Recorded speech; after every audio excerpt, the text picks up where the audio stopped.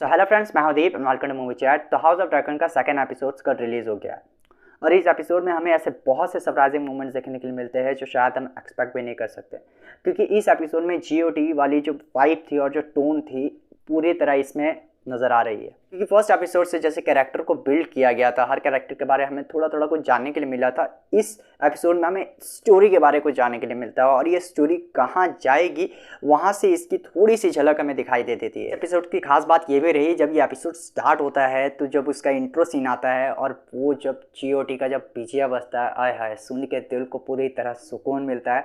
और स्पेशली जब उन्होंने जो ग्राफिक्स उन्हें दिखाया है कि खून बहता जा रहा है ताकि आयरन थ्रोन पर कब्जा करने के लिए, तो यहाँ पे एपिसोड 2 की स्टार्टिंग होती है एक मीटिंग से, जहाँ पर किंग और उनके जो हैंड्स है, ऑटो हाईटावर और भी ग्रुप ऑफ मेंबर्स हैं, उनके साथ बैठे हुए होते हैं और मीटिंग कर रहे होते हैं। बीच में वॉलेरियन की एंट्री होती है और वो राजा के पास आते हैं और वो उसे रिक्वेस्ट करते हैं कि स्टेप स्टोन में किसी नाइट वॉकर जैसे जो विलेंस है, इस एपिसोड में कुछ विलेंस को दिखाया गया है, वही लोग हैं जिन्होंने कब्जा कर लिया और लोगों को मार रहे हैं।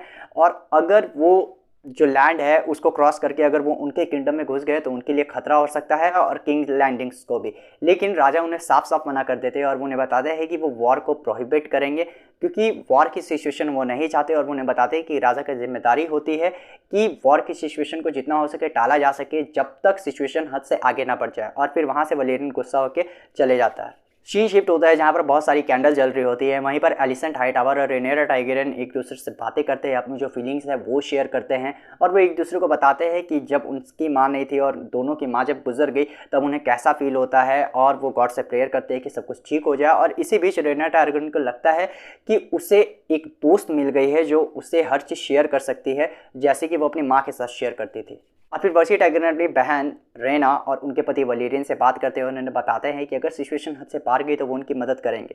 इसी बीच दोनों मिलकर राजा को एक प्रपोजल देते हैं कि वो उनकी बेटी से शादी कर ले, लीना।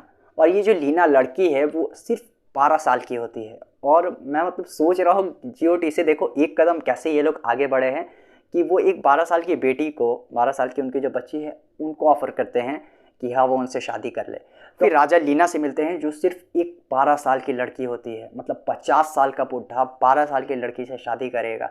और वो बच्ची भी पूरी तैयारी के साथ आई होती है, उसे सिखा के भेजा जाता है कि राजा को कैसे कैसे बोलना है। वहीं पर ऊपर से रेनेरा टाइगरियन दोनों को बातचीत करते हुए देखती है और वो वहाँ से जब जा रही होती है तब रेनेरा टाइगरियन उसे रोकती है और उसे उंगली करती है, जैसा कि स्पेशलिटी है गेम ऑफ थ्रोन्स की, उसे उकसाना राजा के खिलाफ ताकि दोनों के बीच लड़ाई हो कि तुम्हारी मम्मी अभी तक गुजरी नहीं हो, तुम्हारे राजा दूसरी शादी करने जा रहे हैं, तो तुम्हें कैसा लग रहा है। स्टोरी आगे बढ़ती है और एक एग कीपर आता है और फिर राजा को इन्फॉर्म करता है कि एक जो ड्रैगन का अंडा है वो चोरी हो चुका है और वो डीमन टाइगरन उसे लेके चला गया है अपनी हॉर, यानी उसकी जो गर्लफ्रेंड है उसके साथ वो लेके ड्रैगन स्टोन पर चला गया है। इसी बीच ऑटो हाईटावर उन्हें बोलता है कि वो अंडा लेकर आएगा और वो डीमन टाइगरन को पनिश भी करेगा इस गलती के लिए और वो उसे घसीट कर यहाँ पर लेकर आएगा। और फिर जब ऑटो हाईटावर जाने की तैयारी करता है, अपनी बेटी से बातचीत करता है और उसे बोलता है कि आज रात वो राजा से ज़रूर मिले ताकि वो उसे शादी के लिए कन्विंस कर सके।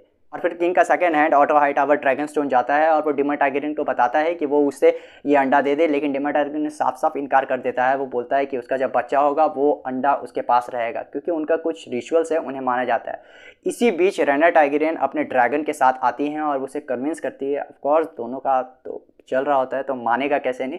और फिर उसे वो दे देता है अंडा, वो जो है वो उसे दे देता है और वो लेकर वहाँ से चली जाती हैं। इसी बीच जब हॉर उनकी है वो उन्हें बोलती है कि तुम तो बच्चा नहीं चाहते थे, फिर वो बच्चे की बात कैसे कर रही हैं। और इसी बात दोनों के बीच झगड़ा हो जाता है और वो वहाँ से चली जाती है। और फिर वर्सी टाइगरियन रेनेरा टाइगरियन को बुलाता है और उसे समझाता है कि तुम्हारा वहाँ जाना खतरे से खाली नहीं था, तुम वहाँ पर कैसे जा सकती हो, वो भी ड्रैगन के साथ, कुछ भी हो सकता था। और फिर बातों बातों में वो उसे बोलता है कि वो उसकी माँ को बहुत मिस करता है और वो उनसे बहुत प्यार करता है और वो उसे रिप्लेस नहीं कर सकता। चल झूठा। मतलब देख रहे हो किस हद तक ये झूठ बोल रहा है अपनी बेटी से, दूसरे शादी करने जा रहा है ये साला बुढ़ा। लेकिन फिर बाद में एक मीटिंग्स बुलाई जाती है जहाँ पर वो एक वाइफ सेलेक्ट करता है, जहाँ पर वलेरियन टाइगरियन भी आता है और वो एक्सपेक्ट करता है कि वो उसकी बेटी को चूज़ करेगा। लेकिन गेम ऑफ थ्रोन्स के जैसा ये शो है, इसीलिए मैं बता रहा था कि ये चीज़ें पलटने में देरी नहीं करते। और फिर बुढ़ा तुरंत पलट जाता है और वो चूज़ करता है एलिसेंट हाईटावर, ऑटो हाईटावर की बेटी को एज अ वाइफ। इसी बीच रेनेरा टाइगरियन को सुनकर ये बहुत ही तकलीफ होती है, जहाँ पर उसे एक दोस्त मिल रही थी, जहाँ पर वो फील कर रही थी कि एक फ्रेंड जो है जिससे वो फीलिंग शेयर कर सकती है वो भी उसकी माँ बनने जा रही है।